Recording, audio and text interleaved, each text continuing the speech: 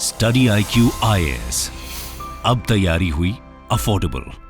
नमस्कार दोस्तों Israel war में बहुत तेजी से डेवलपमेंट हो रहे हैं। आपको याद होगा जब हमास ने अटैक किया था इजराइल के ऊपर पिछले सैटरडे को, तो उसके बाद अमेरिका से लेकर बहुत सारे जो देश हैं वो पूरी तरह से इजराइल के सपोर्ट में आ गए थे। लेकिन आपको पता है कि अभी जो इजराइल है वो ग्राउंड इन्वेजन की पूरी तैयारी कर चुका है। मतलब वो गाजा में कभी भी एंटर कर सकता है, ये न्यूज कभी भी आ सकती है। लेकिन इसको लेकर कहीं ना कहीं अब जो रुख है अमेरिका का, उसमें आपको बदलाव देखने को मिलेगा। यहां पर जो बाइडेन है उनका एक बहुत बड़ा बयान आया है जिसकी वजह से काफी सारी चीजें बदल सकती हैं। ये आप देख सकते हो, Israeli occupation of Gaza would be a big mistake wants US president Joe Biden. मतलब कहीं ना कहीं बाइडेन यहां पर यह कह रहे हैं इजराइल को डायरेक्टली कि आप गाजा में एंटर मत करिए। और इस सारी चीज तब हो रही है जब ईरान ने अपनी तरफ से धमकी दे दिया। ईरान ने अपनी तरफ से यह कहा है कि अगर यहां पर गाजा के अंदर एंटर करता है इजराइल तो बहुत सारे फ्रंट खुल जाएंगे और ये जो वॉर है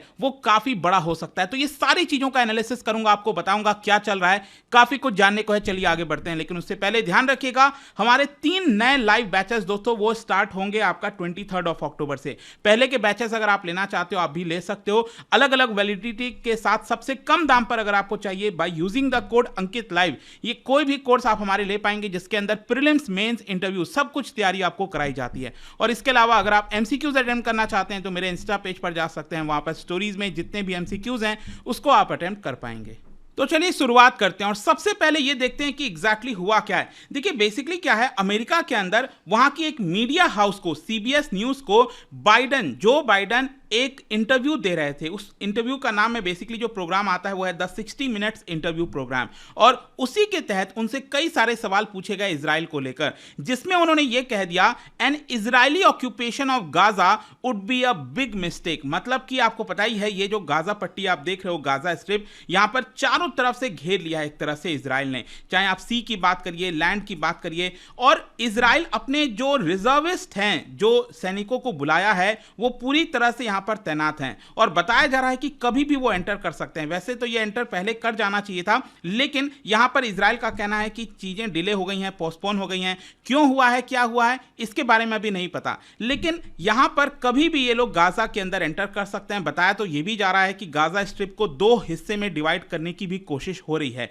तो ये जो प्लानिंग है बेसिकली इजराइल का, इसको लेकर जो बाइडेन का कहना है कि ये बड़ा मिस्टेक होगा, बहुत बड़ा मिस्टेक हो सकता है आगे आने वाले समय के लिए। और साथ ही साथ यहां पर एक और चीज है, उन्होंने यह कहा है कि Hamas and the extreme elements of Hamas don't represent all the Palestinian people. अब आपको पता ही होगा इजराइल के अंदर ये जो आप देख रहे हो, यहां पर ये वेस्ट बैंक हो गया, यहां पर गाजा स्ट्रिप हो गया, दोनों जगह पर पैलेस्टीनियन पीपल रहते हैं। हां, वेस्ट बैंक पर अगर हम रूल देखें तो वहां पर आपको जो फतह पार्टी है उनका रूल देखने को मिलेगा, जो मोहम्मद अब्बास उनके प्रेसिडेंट है। और गाजा के अंदर बेसिकली जो कंट्रोल किया जाता है वो है आपका हमास के द्वारा।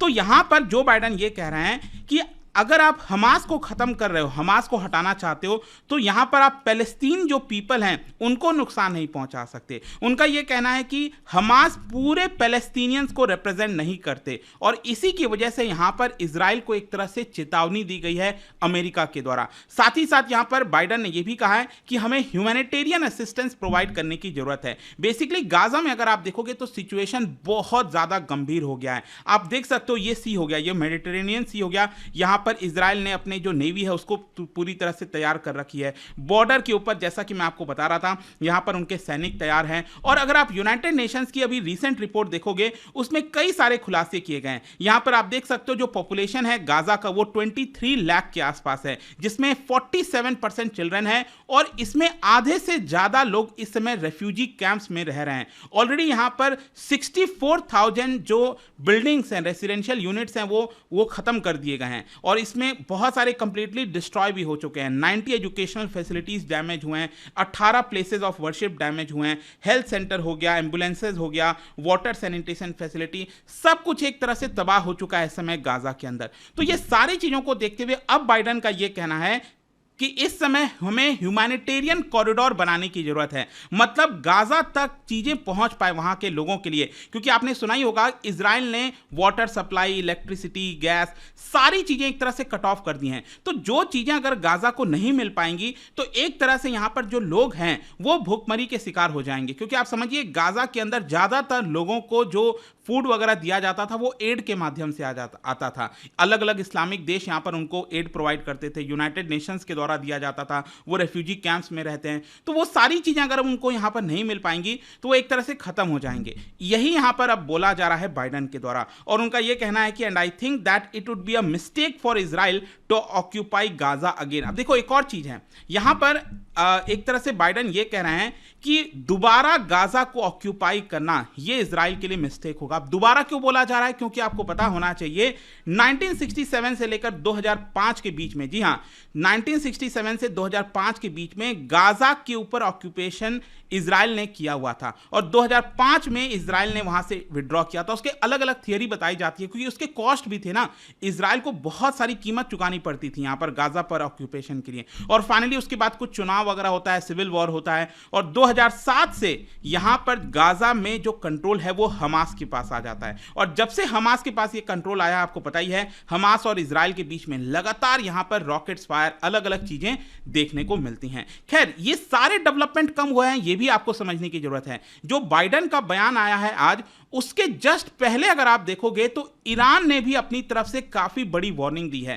कहने का मतलब यह है, ईरान का यह कहना है कि अगर यहां पर गाजा में ऑक्यूपाई किया जाता है, मतलब आपको पता ही होगा सीरिया के जस्ट इधर इस साइड यहां पर ईरान है, राइट, तो यहां पर अगर इजराइल गाजा में एंटर कर जाता है तो ईरान ने अपनी तरफ से यह कहा है कि बहुत सारे जो फ्रंट हैं वो भी यहां पर खुल जाएंगे। तो फ्रंट कहने का मतलब यह है कि आपको पता है लेबनान के साउथ साइड में यहां पर हिजबुल्ला है, फिर इधर सीरिया हो गया, तो हो सकता है कि अलग अलग तरफ से अब इजराइल के ऊपर वॉर किया जाएगा। और अगर इजराइल गाजा के अंदर एंटर करता है, ये ईरान की तरफ से बोला गया। ईरान के जो फॉरेन मिनिस्टर हैं उनका कहना है कि if the measures aimed at immediately stopping the Israelis attack and that are killing children in the Gaza strip and in deadlock, मतलब कि अगर यहां पर जो भी बातचीत हो रही है इजराइल के साथ, अगर वो डेडलॉक में जाता है तो हम, अब ध्यान से समझिएगा, ईरान ये कह रहा है कि हम इजराइल को एक तरह से शमशान घाट में बना देंगे। If the Zionist entity decides to enter Gaza, the resistance leaders will turn it into a graveyard of the occupation soldiers. तो बेसिकली मैं आपसे ये कह रहा हूं कि ये जो वॉर है वो लगातार एक्सकलेट हो सकती है। और यही नहीं, आप ईरान के जो सुप्रीम लीडर हैं अयतुल्ला खमैनी, उनको पता होगा आपके बारे में, उन्होंने बेसिकली ये कहा है कि Islamic nations have a duty to come to the aid of the Palestinians, मतलब कि यहां पर अगर इजराइल कुछ भी करता है और गाजा के ऊपर, तो यहां पर जो इस्लामिक देश है उनकी ड्यूटी बनती है कि वो पैलेस्टीनियंस के सुरक्षा में आए, वो पैलेस्टीनियंस की मदद करें। With God's grace this movement that has started in Palestine will advance and result in complete victory for Palestinians। तो यहां पर ईरान का ये कहना है कि अब ये जो पैलेस्तीन है उसके जीत में ये कन्वर्ट होगा आगे चलकर। खैर, यहां पर एक और चीज मैं आपको बता दूं कि इजराइल का इसको लेकर क्या रिएक्शन है, मतलब कि अमेरिका की तरफ से बाइडेन का ये जो बयान आया है और एक तरह से वार्निंग दी गई है इजराइल को, तो इजराइल की तरफ से क्या कोई रिएक्शन आया? बिल्कुल, मैं आपको बता दूं, इजराइल के जो यूएन एम्बेसडर हैं उन्होंने देखिए ये कहा है कि Israel has no intention of staying in Gaza. Israel ये कह रहा है कि हमारा इंटेंशन ये नहीं है कि हम गाजा को ऑक्यूपाई कर लें, गाजा के अंदर रह लें। बेसिकली उनका ये कहना है कि हम चाहते हैं कि जो हमास है गाजा के अंदर उसको पूरी तरह से हम खत्म कर दें, उसको हम पूरी तरह से डिस्ट्रॉय कर दें, उसके कैपेबिलिटीज को हटा दें, ताकि फ्यूचर में हमास फिर से इजराइल के ऊपर अटैक ना कर सके। तो ये इजराइल की तरफ से कहा जा रहा है। और साथ ही साथ इजराइल का यह भी कहना है कि देखिए हमारे कई सारे लोग बंदी बनाए गए हैं, हॉस्टेजेस बनाए गए हैं गाजा के अंदर हमास के द्वारा। और मैं आपको लेटेस्ट अभी अपडेट बता दूं कि अभी तक श्योर नहीं हो पा रहा था, कोई कह रहा था 100 लोग हॉस्टेजेस बनाए गए हैं, किसी का कहना है 150, लेकिन उम्मीद से ज्यादा लोग हैं इस समय हमास के पास। आप देख सकते हो 199 hostages, Israeli military reports 199 hostages held in Gaza, higher than previous estimate. तो ये 199 लोगों को कैसे बचाया जाएगा? तो इजराइल का कहना है कि हम ग्राउंड इन्वेजन करेंगे और वहां से अपने लोगों को निकाल कर लाएंगे। तो वो भी देखने वाली बात होगी कि क्या होता है। खैर, बाइडन के द्वारा ये जो इंटरव्यू दिया गया है उसमें उन्होंने 2 स्टेट सोल्यूशन को वापस से दोहराया है। यहां पर बाइडन से पूछा गया कि क्या अभी भी 2 स्टेट सोल्यूशन पॉसिबल है, तो बाइडन ने कहा कि हां बिल्कुल, अभी भी देखो 2 स्टेट सोल्यूशन का मतलब यह है कि इजराइल भी होना चाहिए और जो पैलेस्टीन है वो भी एक इंडिपेंडेंट कंट्री होना चाहिए। ऑल्दो आप देखोगे तो यूनाइटेड नेशंस का जो कंट्री का लिस्ट है 193 कंट्रीज, उसमें इजराइल तो है लेकिन जो पैलेस्तीन है उसका वजूद नहीं है। और पैलेस्तीन कोशिश यही कर रहा है कि हमारा भी जो नाम है वो आ जाए, एक तरह से हम एक इंडिपेंडेंट देश के तौर पर रिकॉग्नाइज किए जाएं।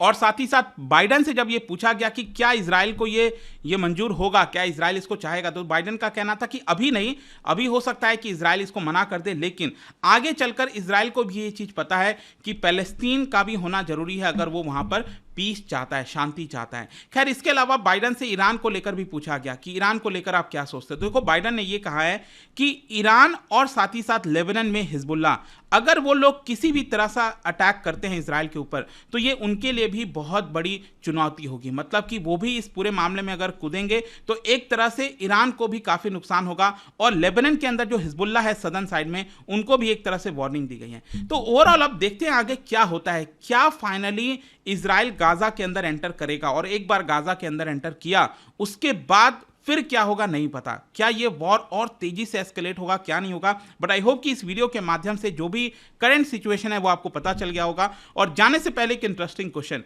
देखो अभी रिसेंटली आपको पता होगा न्यू दिल्ली डिक्लेरेशन हुआ था G20 समिट के दौरान, तो उसमें कई सारी चीजें अडॉप्ट की गई थी। आपको बताना है उनमें से कौन सा चीज गलत है, ये 4 ऑप्शन में से। इसका राइट आंसर आप सबको पता है, मेरे इंस्टाग्राम पर तो मिलेगा ही, वहां पर अगर आप नहीं हो कोई बात नहीं, टेलीग्राम से ले सकते हैं इसका सही उत्तर। मैं कई सारे जो MCQs हैं वो यहाँ पर स्टोरीज में डालता रहता हूँ। बाकी अगर आपको PDF ये तो टेलीग्राम पर आइए, अलग अलग सोशल मीडिया पर आप जुड़ पाओगे। और जैसा मैंने आपको बताया, UPSC की अगर आप तैयारी कर रहे हो, कोई भी कोर्स आप लेना चाहते हो, बैच लेना चाहते हो, just use the code Ankit live to get maximum discount. And I hope कि वीडियो आपको पसंद आया होगा। मिलता हूं आपसे नेक्स्ट टाइम।